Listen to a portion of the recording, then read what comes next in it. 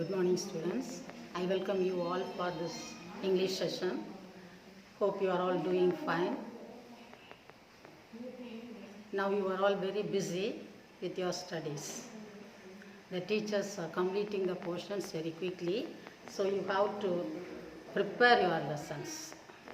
See, there is a saying, you can take the cattle to the water, but you cannot make it drink.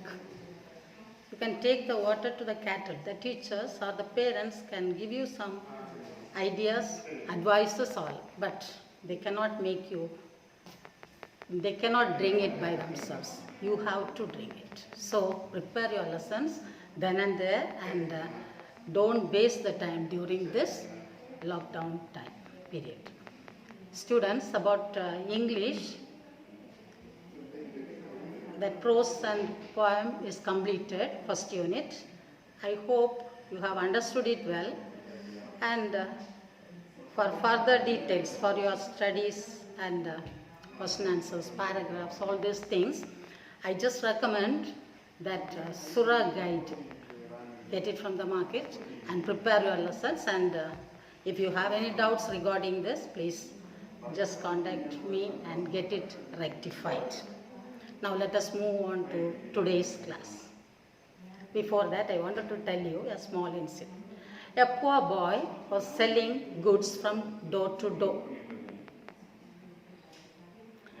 to earn money for his school purpose, education purpose, maybe to pay fees for his education. And he has only a little amount, maybe 50 rupees or 100 rupees in his hands. And he is very hungry, very tired. He was walking for a long time. And he thought of asking food to some people. But he felt a little reluctant and nervous. He felt shy. And as he was moving like this, in one place, one lady, a gentle lady, came and opened the door. This poor boy asked the lady to give some water to him. Give me some water to drink. The lady understood by seeing the appearance of the boy that he is very tired and he is very hungry. So what she did is she went inside the kitchen and took a very big cup of milk and gave it to the boy. The boy drank the milk. Very happy he is, well satisfied. His body and spirit got energized. And he asked the lady, how much I owe you? The lady said, I don't want anything, because my mother has asked me not to accept payment for kindness. Not to accept payment for kindness. So I don't want any money or anything. The boy said thanks from the bottom of his heart and went on with his own business. He is fully energized mentally, spiritually and physically. He is well now, and he went on with his work. And days passed by, and after a long period of time, one day, this particular lady was admitted in the hospital for her sickness. The doctors of that hospital tried their level best, but it is a critical disease maybe, and she was there in the bed. The well-versed doctors, that is renowned doctors from other countries, were invited to treat this particular lady. And the doctors came and they treated her well, and the lady got cured. And while giving treatment, one doctor came there and he asked about the whereabouts of this lady. The lady said, I belong to this place and all the particulars of her. And the doctor did not say anything, but he understood that this is the lady who has given a cup of milk to him when he was asking for some help, when he was moving from home to home, selling goods. And this doctor did not reveal the secret that this is the boy, I am the boy who got the milk from you, but he just left. And the day of her discharge from the hospital came, and she has to settle the bill. The bill amount was $48,350. $48,350. And it was just taken to that particular doctor for consent, for his approval.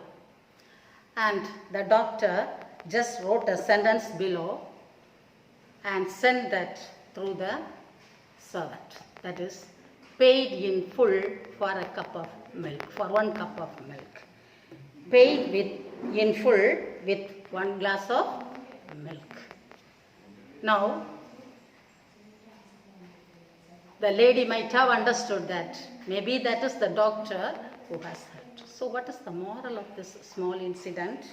That is, never stop doing good to others. Wherever you are, whatever may be the circumstances in which you are put, never stop doing good to others. Even after a long period of time, the small boy understood the feeling that the glass of milk has given to him when it is needed the most. So, your kindness will multiply and return to you maybe today or tomorrow or after 10 years. A good deed will circulate before it returns to your lap. There is a saying in the Bible also, just throw the food in water, you will just reap the consequence of it after a long period of time. So never stop doing good to others. Now students, let us come back to our class.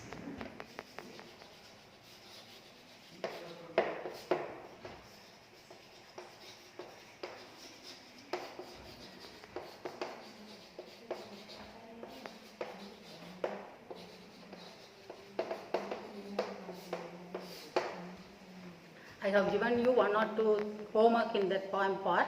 Hope it is very easy and you might have completed it. Right.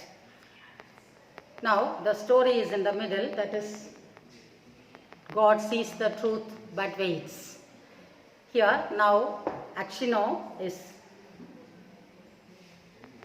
charged for murdering the merchant and robbing him of 20,000 rubles. Right? Now you can just imagine the mental condition, physical condition of Achinno. He was in despair, thinking of all the things that has happened, and that too he was in jail for no crime of himself. So he has been thinking about it. He has been thinking about it. On the other side, his wife came to know about it. His wife came to know about it, and she thought, I must go and see my husband. She, along with the 2 children, just went towards that place where Achinno is being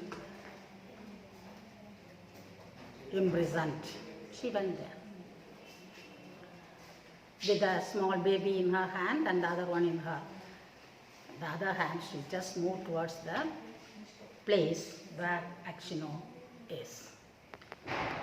When she went there, at first the soldiers, the people who are there, the guards, they refused to send her in. But pleading for a long time, after a long time, they just gave her their willingness to meet that Achinno. She went there in and found out her husband in chains and in the prison dress attire. When she saw her husband in this dress and her chain in her hand, she fell unconscious, and she fell down unconscious. After a long time, she got up and went near Akshino with her children, and they were talking. Akshino was narrating all the things that has happened for him.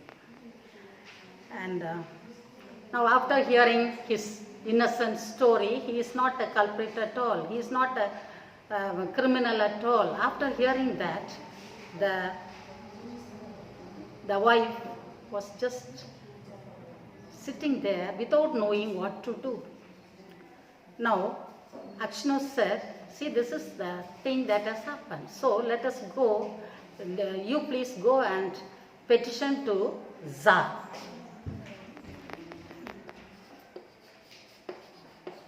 The pronunciation of it is Tsar, C is silent. So just petition to Tsar, because an innocent person must never get punished. Because an innocent person should never get punishment. So, but wife said, I have already made a petition to Tsar and it is being neglected. So he doesn't know what to do. He sat there downcast with a heavy heart. He started sobbing, crying and weeping. He got depressed.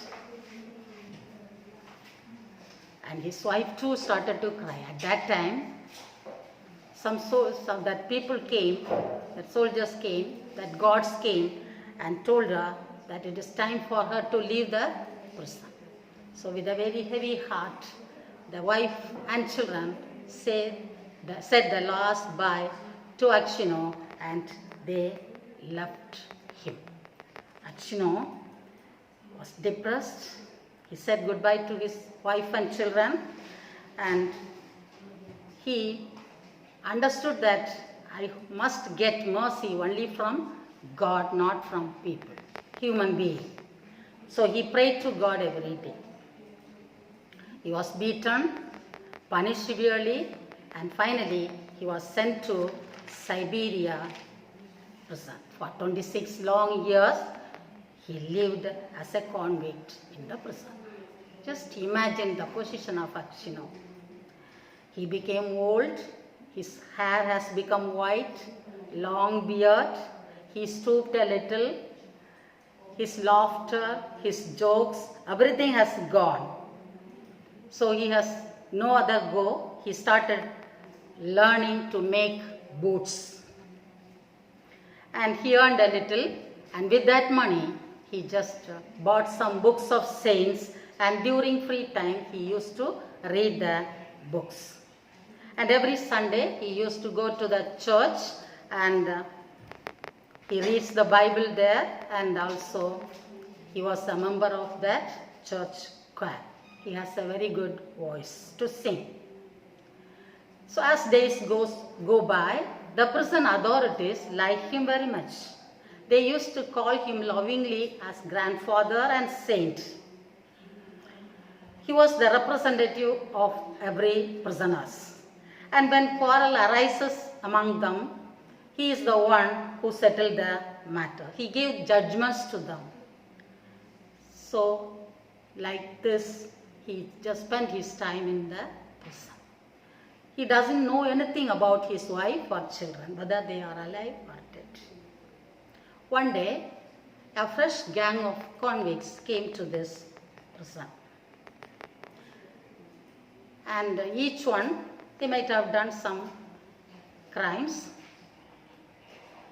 and they were brought to this prison.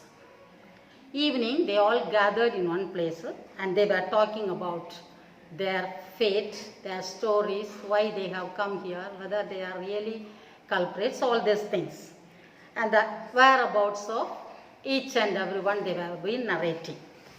Akshino did not participate in the conversation, but he was just sitting there and listening to their stories. One of the convicts, one among them, was a tall, strong man of 60 years old. He narrates why he has come here. He said that he has stolen the horse of a person, and for that he was punished. And that cart belongs to one of his friends, and since there is somebody who is known to him, he just escape from there.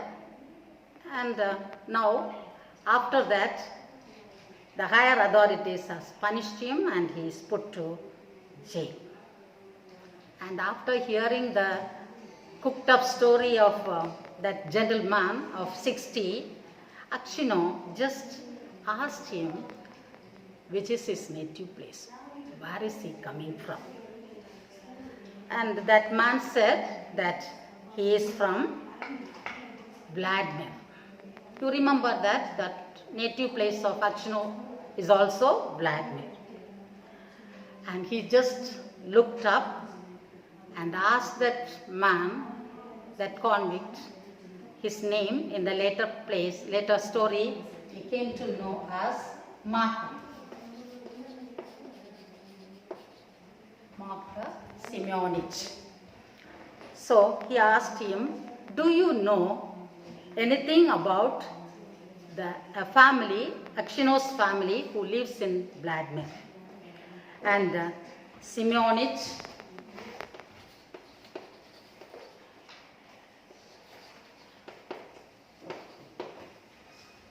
said, yes, I know them. They were rich. He was a merchant. They are from well-to-do family. But the father of the family is now in Siberia jail, a sinner. And he asked whether that wife, children, Akshino are alive. But this man, Magar, said, I do not know, but they are from very good position. They are from a very good family. And he is, unfortunately or fortunately, he has become a sinner. Akshino did not want to reveal the fate of him to the new convicts. So he asked him, why do you come here? Why you have been here in this prison? Akshino said, for my sins I have been here. He doesn't want to say that because he is in a depressed mood. He said, for my sins I have been here for 26 long years. Maybe just imagine how he must have said these words. I have been here in this prison for 26 long years for no crime of mine. Again they asked, what sin you have committed? But Akshino did not say the word, but his friend narrated the story. That is, somebody has misplaced a blood-stained knife in his bag while he was taking rest. And this man all on a sudden got alert and he said, how old you have become? From his conversation with that man, Akshino, Magar understood that this is the person who has killed the merchant. He is the person, he is the one who has killed the merchant. See, he asked, why do you come here? I deserve it, he said. I deserve the punishment for my own sin.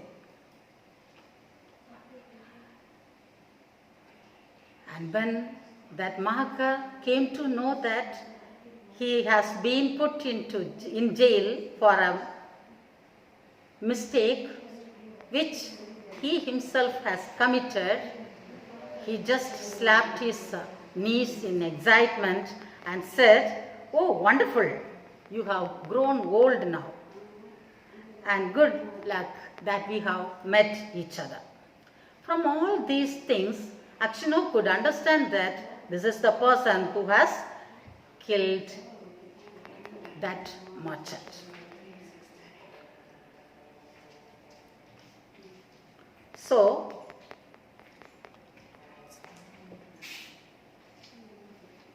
then Akshino asked him, why do you come here? He said, I told you already that I have stolen a horse. And Again, Magar asked him, "You have come, how does that knife come to your place?" He said, "I don't know. I don't know." Then Magar said, "If the knife is in your bag, then surely you will be the culprit. How could a person keep a knife, blood-stained knife, in your bag while you are there, in your presence? So you must have waken up at that time." And when Akshino heard these words, again he was very sure that this is the Magar is the one who has killed the merchant. He could not sleep at night. He lay awake all the time. He was very unhappy, and all the ideas, things, images one by one came to his mind. He thought of his wife, his children, his native place, the days he spent singing songs there, the days when he played guitar, all these things came to his mind one by one. How he was a merry man in the streets of Vladimir. And he thinks all this happens because of this villain. I must take vengeance on him, he thought. All the day, at night, he repeated prayers one after the other, and he spent the days. He never goes near Magar after that, Magar Simonich after that, because he understood very well that he is the one who killed that merchant. 2 weeks passed away, and Akshino could not sleep during night. He felt miserable. One day, since he couldn't sleep, he was walking through the prison corridor. At that time, he saw some wood, some mud falling from somewhere through the windows. He got frightened. He just looked there, stood there and watched very keenly, and he understood that it is the work done by Magar. He came there and said that, "I have been here for some days and I want to escape from this prison. You don't reveal the secret that I have been digging a tunnel here. If you reveal it, I will kill you too. So you keep quiet, and if you keep quiet, if you don't reveal that secret to the prison authorities, you will also get an escape. If you bluff or something, if you bluff something, you will be killed." Akshino, in one side he was very angry, the other side he is trembling in fear. He said, "I don't want to escape. Even if you kill me, there is no problem for me, because I have been here in this prison for 26 long years. So I don't want to escape. And you need not kill me again. Already you have killed me. 26 long years I have been dying inch by inch because of the action done by you." But he did not say it openly, but he said, "You need not kill me again, because you have been killing me for a long time." So, but as far as I am concerned, I am not going to do anything. I will just do what God has directed me to do. The next day, when the soldiers were led to do their daily work, and this Simonich was emptying the mud from that place that he has dug and kept there in his boots, and just he was throwing it in the roadside. And as soon as he saw the other people, he just hid himself so that they should not know that he is doing some crime there. He is digging the tunnel there. At last, the governor of that country came to know about it, and he came for inquiry. And he asked everyone. Finally, he came to Akshino and told, you are a very truthful man, very good man, very old man with a lot of experience, and you are a God-fearing man. You tell me who has done this crime. Who is the culprit of it? Makar Simonich stood by his side. Akshino looked at him, and his lips were trembling and his hands were shaking, and he said, I do not know. And